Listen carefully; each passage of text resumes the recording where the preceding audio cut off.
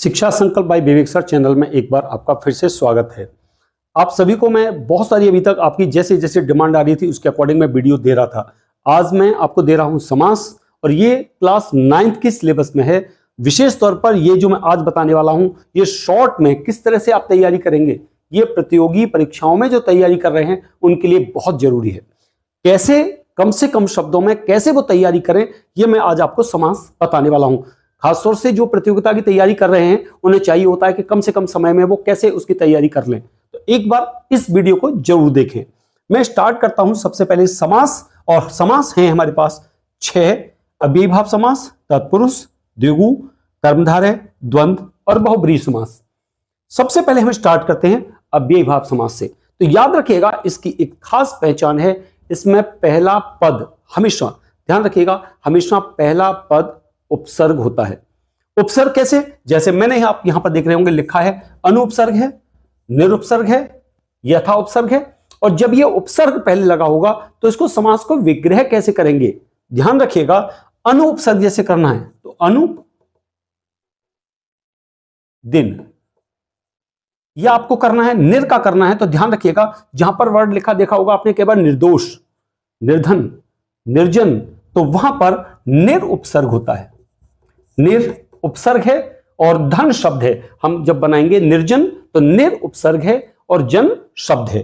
जो सबसे ज्यादा एग्जाम में यूज होता है और खासतौर से प्रतियोगी परीक्षाओं में वो है यथा। यथा कैसे होगा? यथा इस तरह से लिखेंगे, यथा क्रम, यथा दिन। यथा को अगर हम बात करें यथा को तो यथा क्रम है, यथा शक्ति है,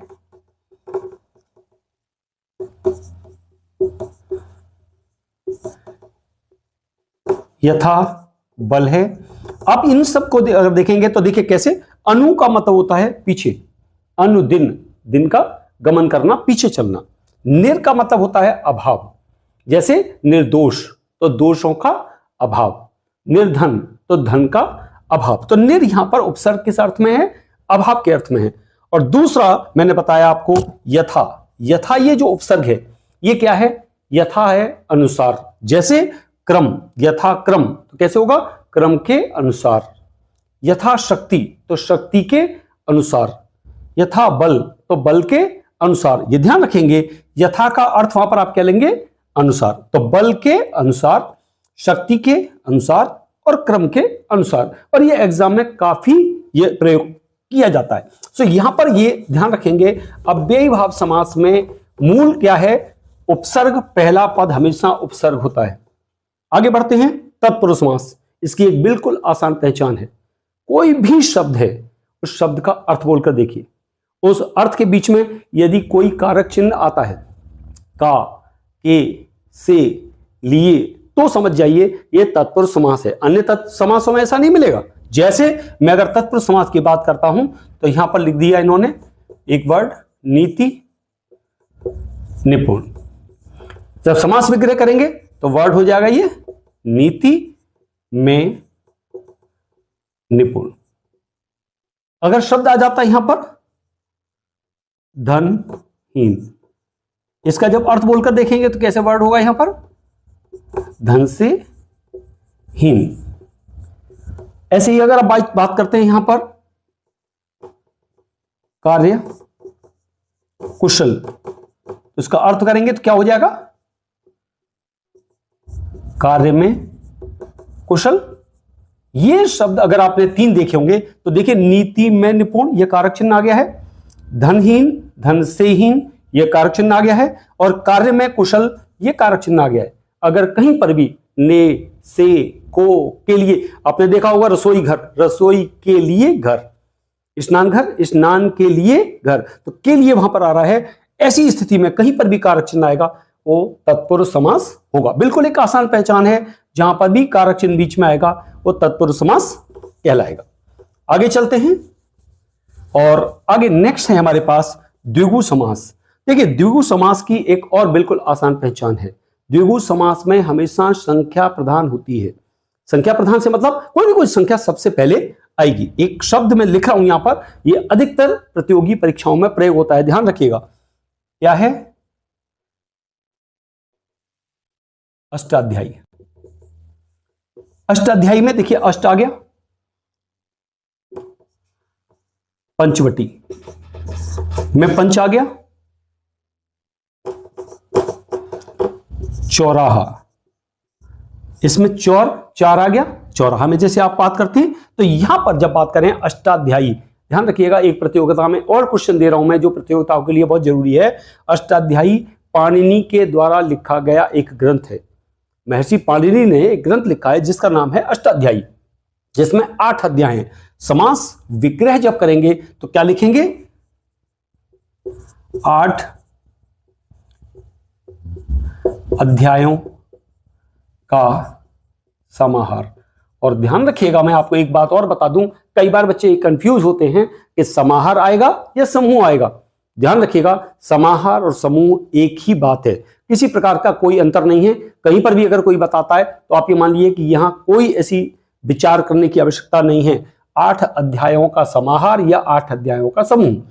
पंचवटी, ध्यान रखिएगा, कई बार लिख देते हैं यहां पर बच्चे 5 बटियों का समूह। ध्यान रखिएगा, बटियों का समूह नहीं होता, बटी नहीं होते, वो बट होते। 5 बटों का समूह। और 5 बट कौन से होते हैं? बट मीन्स होते हैं बरगद के पेड़। 5 बरगद के जहां पर बड़े बड़े पेड़ हैं उस जगह को कहा जाता है पंचवटी। तो 5 बटों का समूह। और चौराहा तो आप अच्छी तरह जानते ही हैं, 4 राहों का समूह। 4 राहों का समूह आप सब जानते हैं। चौराहा जिसे हम कहते हैं, चौराहा क्या है? 4 रास्ते, जिस रास्ते जहां पर आगे मिलते हैं वो चौराहा है। तो यहां पर 4 रास्तों का समूह। तो आप यहां पर देखिए 4, यहां पर आ गया 5 और यहां पर आ गया 8।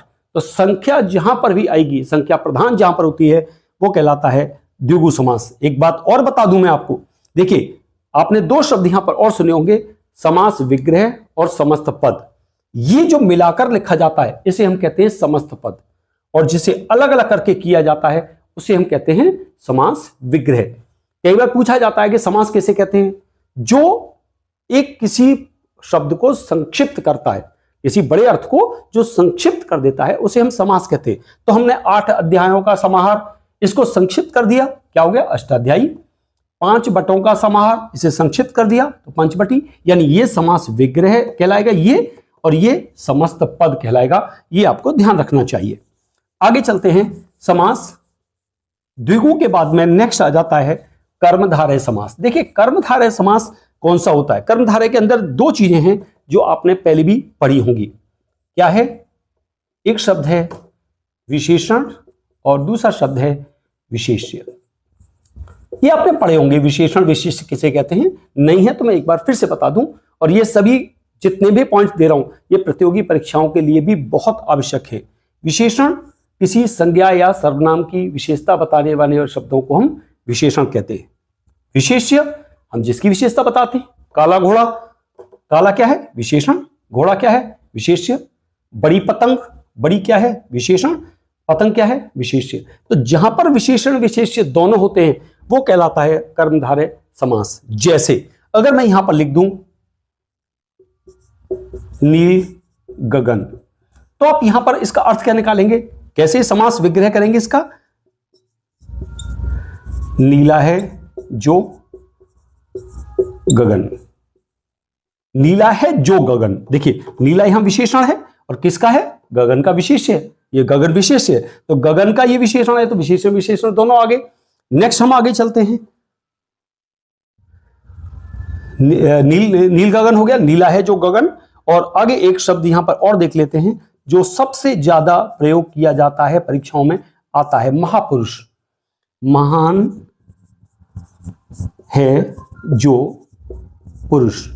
देखिए महान है जो पुरुष, अगर यहां पर देखें, देखिए पुरुष का ये विशेषण है तो विशेषण विशेष्य जहां पर भी आएगा वो कर्मधारय समास कहलाएगा, जहां पर विशेषण विशेषण दोनों होते हैं। आगे चलते हैं, आगे बात करते हैं द्वंद्व समास की। देखिए द्वंद्व समास में ध्यान रखिएगा यहां पर दोनों पद प्रधान होते हैं। दोनों पद का मतलब है पहला और दूसरा। कौन से? इसकी पहचान क्या है? आप देखेंगे शब्द माता, अगर मैं द्वंद्व की बात कर रहा हूं तो ये द्वंद्व है। माता डैश पिता, भाई बहन, दिन रात। जहां पर ये डैश लगा हुआ है, इसको, ये शब्द कैसा है, समस्त पद है, और अगर हमें समास विग्रह करना हो तो सिंपल है, जहां पर डैश लगा हुआ दिखाई दे रहा है उसे हम और कर देंगे, माता और पिता, भाई और बहन, दिन और रात। तो ये दोनों ही पद प्रधान हैं, ये कहलाता है द्वंद्व समास। एंड लास्ट में सबसे जरूरी और बहुत इंपॉर्टेंट है बहुब्रीहि समास। ये बहुब्रीहि समास क्या है, ये देखिए दोनों में मैं बता देता हूं आपको। बहुब्रीहि समास में अन्य पद प्रधान होता है। अन्य पद का मतलब हो गया, हम जब बात करेंगे तो किसी तीसरे व्यक्ति की हमें उससे जानकारी मिलती है। जैसे एक अधिकतर जो पूछा जाता है, इसके अंदर वर्ड आता है नीलकंठ। नीलकंठ, नीलकंठ को क्या समास विग्रह करेंगे तो क्या बनेगा, नीला है कंठ जिसका। नीलाकंठ किसका है, शिव जी का। विष पीने के कारण शिव जी का कंठ कैसा हो गया था, नीला। तो नीला है कंठ जिसका, अर्थात शिव। ये आपको लिखना पड़ेगा, ध्यान रखिएगा। अगर बाई चांस यहां पर कहा, जो अधिकतर प्रयोग होने वाले शब्द हैं, वीणा पाणी, ध्यान रखिएगा। वीणा आप जानते हैं सभी, पाणी मीन्स हाथ। वीणा है हाथ में जिसके, अर्थात सरस्वती। वीणा किसके हाथ में है, सरस्वती के। या आपने कहा यहां पर चक्र पाणी, चक्र है हाथ में जिसके, ये वर्ड एक ही है। पाणी मीन्स होता है हाथ, चक्र जानते हैं आप, चक्र है हाथ में जिसके, अर्थात विष्णु। एक शब्द और आता है कई बार यहां पर, गजानन। गज के समान आनन, आनन मीन्स मुख, गज के समान मुख है जिसका, अर्थात गणेश। गणेश को हम लंबोदर भी कहते हैं, लंबा है उदर, उदर मीन्स पेट, बड़ा है पेट जिसका, अर्थात गणेश। तो ये जितने शब्द हैं वो किसके अंदर आएंगे, बहुब्रीहि समास में, क्योंकि तीसरा पद जहां पर प्रधान होता है वो कहलाता है बहुब्रीहि समास। तो इस तरह से इन समास को एक बार आराम से देखिए, समझिए, और प्रतियोगी परीक्षाओं के लिए बहुत उपयोगी ये वीडियो है। इसे लाइक जरूर कीजिएगा, सब्सक्राइब कर दीजिए इस चैनल को, और जुड़े रहिए मेरे साथ। एक बार फिर मैं आपके सामने आऊंगा एक नई वीडियो के साथ। Good bye.